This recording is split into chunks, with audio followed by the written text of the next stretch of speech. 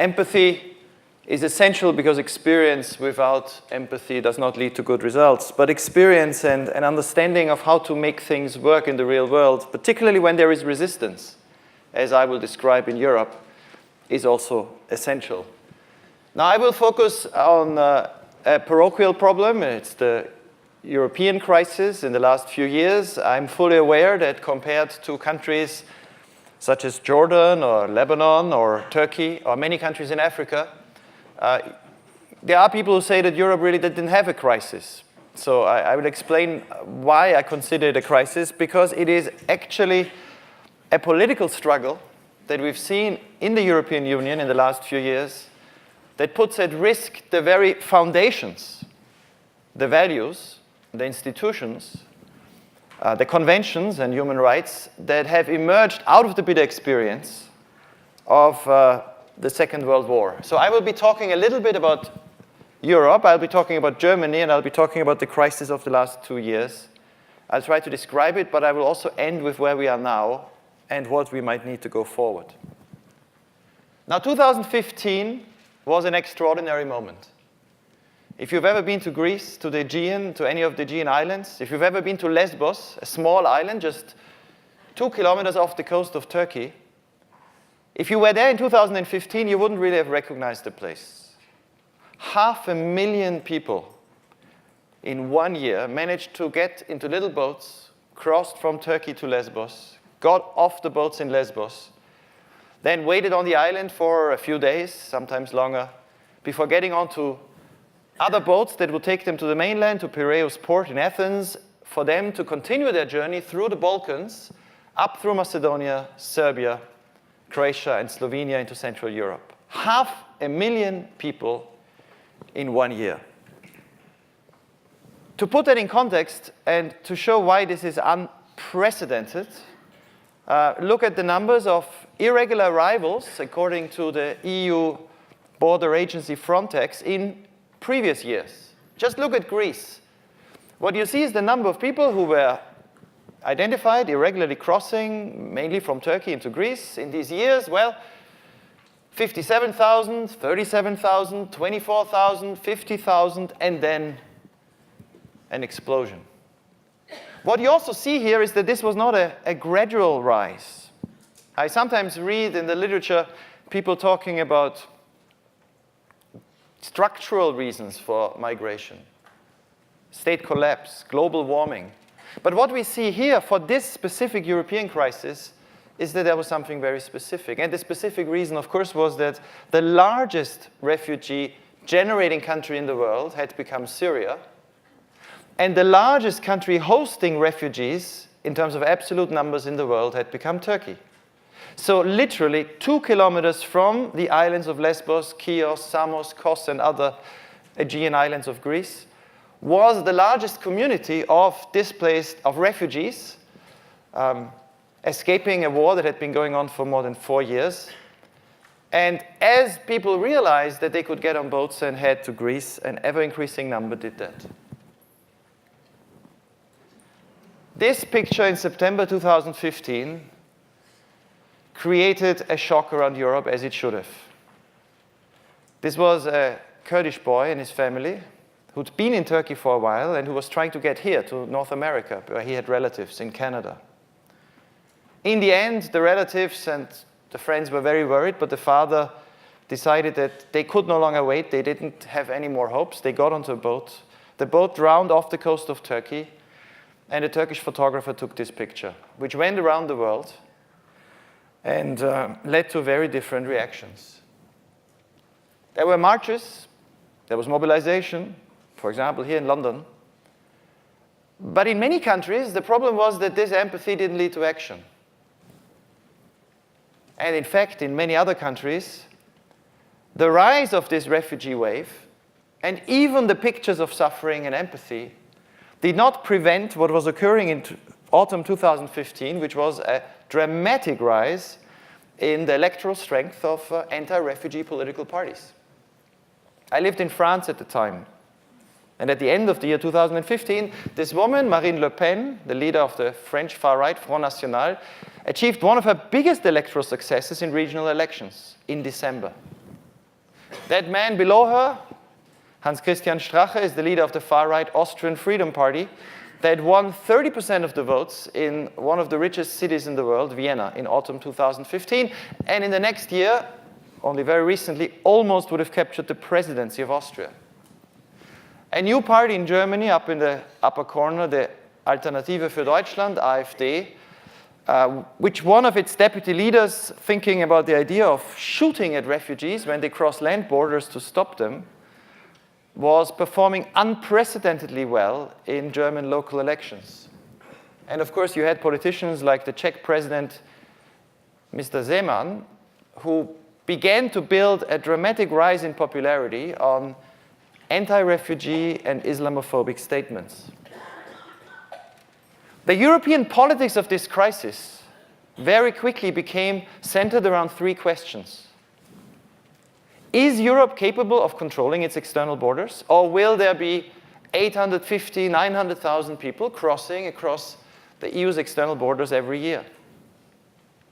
Will this in turn mean that anti-refugee parties that are also anti-Muslim, anti-migrant, anti-European Union, anti-human rights, and in most cases pro the Russian regime in the Kremlin, will these parties become strong enough or change the political climate fast enough to erode the EU's commitment to the Refugee Convention? And finally, is it possible to combine border control with empathy? Now let me start with two reflections on borders at different parts of Europe at different times in history. One is on this border, the Finnish-Russian border. This is a personal anecdote. A few years ago, as my colleagues and myself were trying to understand ways of border management and border control, I was invited by the Finnish Border Service to Helsinki, and then we went up to the Russian border. As you know, Finland has a long, many hundreds of kilometers long land border with Russia. And as the Finnish border guards were showing us around, they had the reputation of being the most professional border guards in Europe, very well educated, very good technology, very good training. As they were showing us around, they showed us, my colleague and myself, the Finnish land border. And I looked at that, and being very impressed by what I'd heard about how Finland was dealing with matters of border control, I asked them how many people actually tried to cross it in recent years. And they said, I think last year it was 5. And my reaction was like yours. I said, wait a moment. You just gave me 3 days of lectures how brilliant your border service is, how well trained, how good your technology, your equipment for the winter, your dogs, how well you train them, how well you treat them. But in the end, you have a border that is, 900 kilometers that looks like this, and nobody tries to cross. To which they said, well, you know, people don't get to the border because what you don't see is behind those trees, there is the old Soviet border, which hadn't actually been dismantled, and which was still staffed by an institution called the FSB, which is the successor to the former KGB, with a few thousand people and 2 lines of high fences, and so that's why nobody comes. So I looked at them and said, so just so that I understand this really well, if people would come to this little fence of yours, what would you do? And they said, well, we would try to identify where they were, who they were, and then we would ask them what they wanted. And if they said they wanted to apply for asylum, we would let them in. So from that moment on, this was a few years ago, I remembered reading statistics on border control and the expertise of border managers with this in mind. That the reason the Finnish border guards actually, if anybody would have come, would have been legally obliged to let them in, was this. Article 33 of the Geneva Convention on Refugees, which simply said that no contracting state shall expel or return, the French word refouler, a refugee in any manner whatsoever to the frontiers of territories where his life or freedom could be threatened on account of race, religion, nationality, and other reasons. And that means, practically, that anybody who arrives who claims protection and is a potential refugee, an asylum seeker, there needs to be a determination of whether it would be safe to return them to another country. Now, where does this come from? This is a very powerful statement because essentially it means that anybody who comes to your borders, you're obliged, if they say they apply for protection, you're obliged to let them in. This comes from experiences, among other things, from this border. That's a border I know very well. That's where my grandfather comes from, the area in the Alps in the west of Austria bordering Switzerland. That's the Rhine, that is the division between Switzerland and Austria. It's today a Schengen border, which means there is no border control whatsoever. But a few decades ago, this border was one of many deadly borders in Europe. In 1938, March, the National Socialist regime of Adolf Hitler marched its troops into Austria, and from one night to the next, Austria became a place for at least 200,000 Austrian Jews of extreme danger. Persecution started immediately. Terrible atrocities started immediately. And suddenly, the Swiss border, because all the other borders were already beginning to be closed, was one of the few where people tried to escape.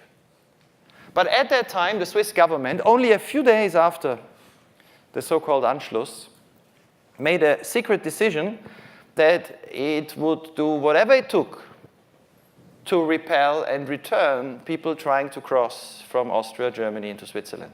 And remember, Switzerland at that time was one of very few democracies left in Europe. And so border guards were dispatched. And as we know from a study of the Swiss Foreign Ministry a few years ago, between 1938 and 1945, around 20,000 people were handed over by the Swiss authorities back to the authorities of Nazi Germany, many of them to perish in concentration camps. This man, Paul Grüninger, is not as well known as he should be. He was the Swiss border commander in the city of St. Gallen. He single-handedly and alone probably saved the life of 3,500 people by forging documents and arranging for people to be able to cross from Austria into the east of Switzerland, until it was found out by the authorities what he was doing. He was put on trial. In early 1939, he lost his job. He lost his pension. He was now convicted. The criminal record remained in place until he died in 1972. But when he was asked about what he had done as police commander, breaking the laws of his country, he said, to push back refugees is not possible for reasons of humanity. And this is one of these experiences that led delegates of countries after the Second World War was over and won, in another Swiss border town, Geneva, to agree in a relatively short period, in 1951, on that document that is today the basis of the international refugee regime. And on Article 33, non-refoulement, you do not send people back into danger.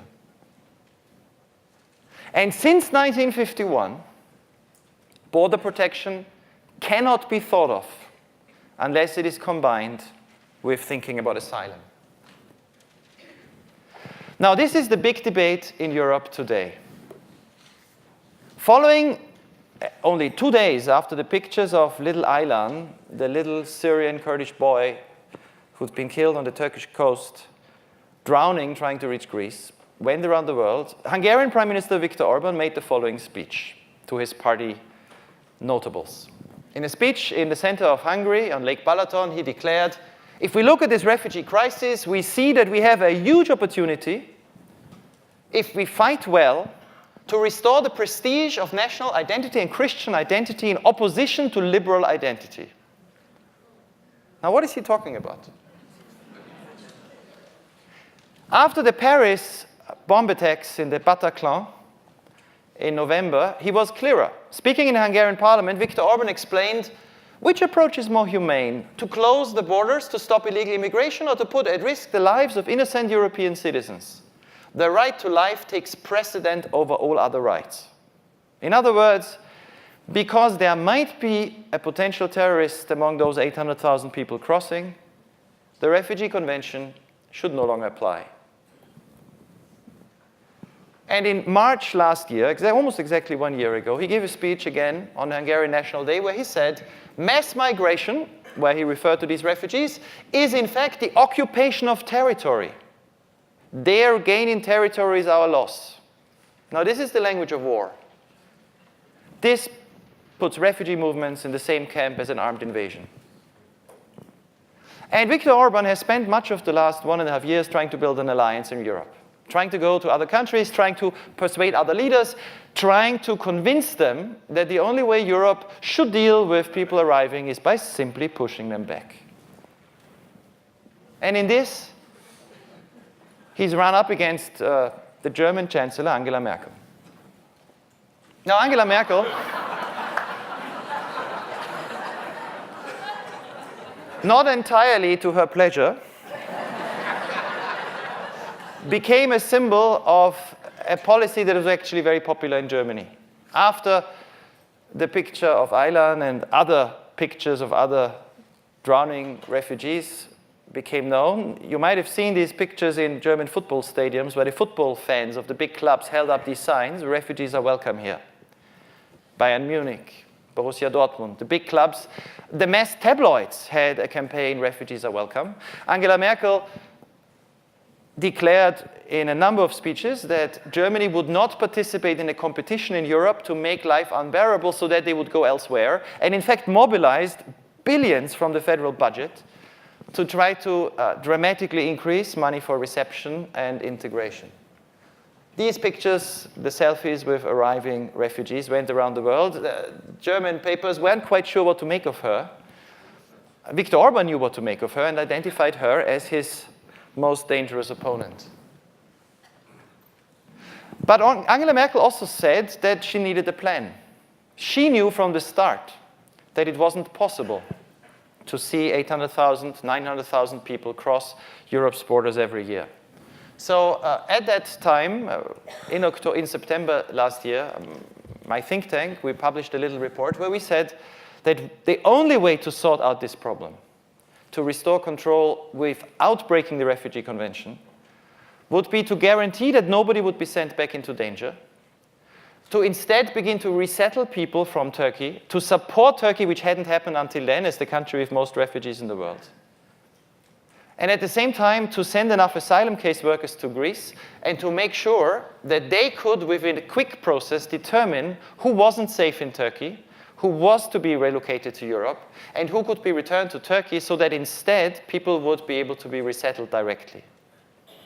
Now, this became known as the EU-Turkey Agreement. And in October, this is what Angela Merkel outlined.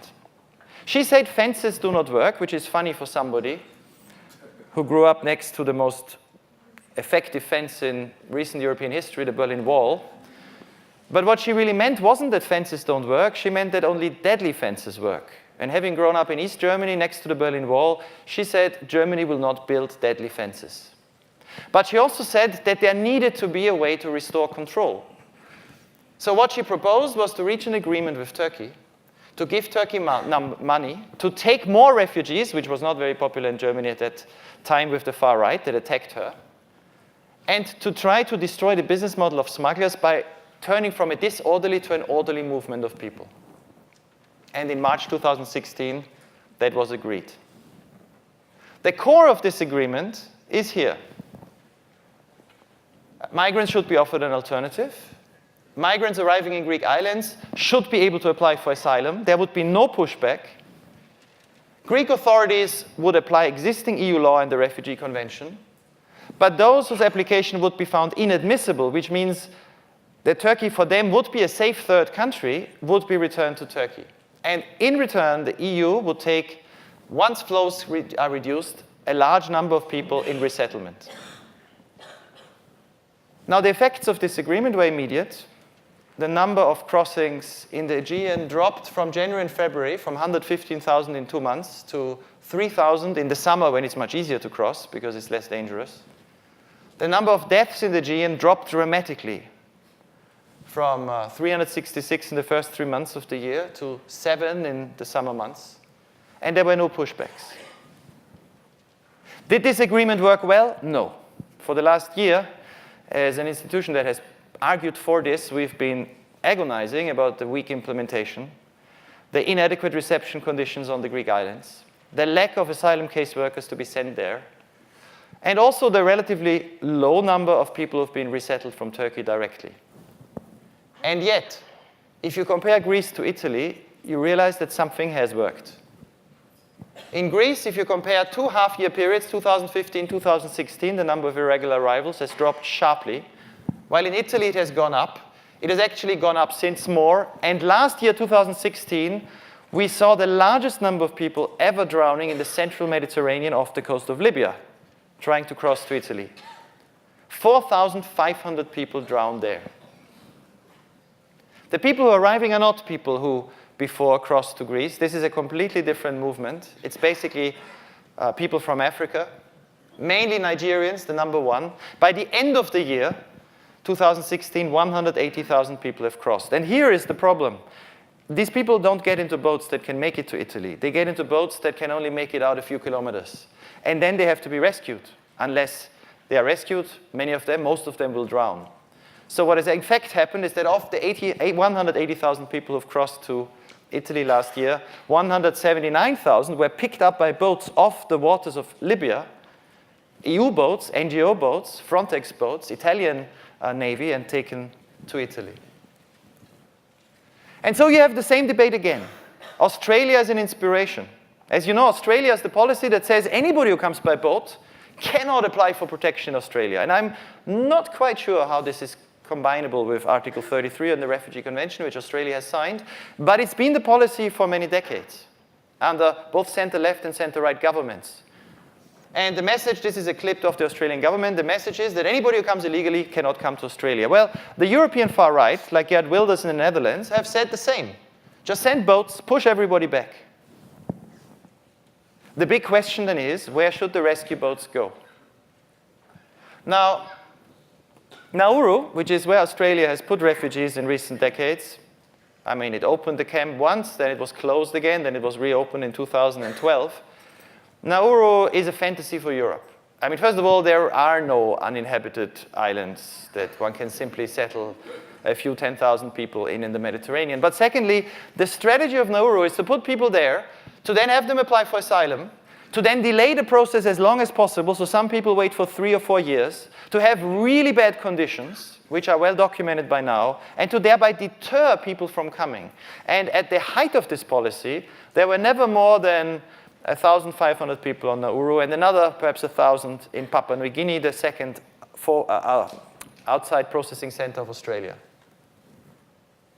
What we need to do if we want to win this debate is to also, again, expose the proposals of the populists who talk about fences and pushback as immoral and impractical. What we need is to show also in the central Mediterranean that a way whereby the Refugee Convention could be rescued, which would involve fast asylum processes, keeping those who need protection. There can be no return to North Africa because none of these countries is a safe third country. And then return of those who are not found to need protection to their countries of origin. That's the only way to deal with the refugee crisis in a way that saves lives. The challenge with all of this, however, is to find allies. Because as I've described, Viktor Orban and his friends around Europe have been very active. And they are very encouraged by the rhetoric coming from Washington. Viktor Orban was one of the few, in fact, he was the only leader of a European government who before the election said he was looking forward to the victory of President or then candidate Donald Trump. What we need to do is to find those of us in Europe who care for the refugee protection, to find majorities who believe that it is possible to combine the refugee protection, saving lives, resettlement, and control. Is the crisis over? No. In a few weeks, the Netherlands will vote, and it looks like Geert Wilders will be coming in as the first party with then only 25%, but still, it would be a very bad signal. Marine Le Pen, of course, is trying to become the next president of France later this spring in April and May. Germany has elections in September. And there are already a large number of anti-refugee, anti-Muslim, anti-refugee convention and anti-European parties, even in power in other European countries. So what we've proposed, and I just leave you the website, is how to get out of this crisis again. Trying again to build alliances and work with governments in Europe that want to keep the refugee convention alive, like Sweden, the Benelux, Germany, to try to find a way to have a humane policy of border protection that works. And if you want to find out more, here is our website. I thank you for your attention, and I hope that you will manage to change the debate in the US as well, so that Viktor Orban will no longer be as happy about what he hears from Washington, and Angela Merkel and the Swedish government and others will once again have allies here. Thank you.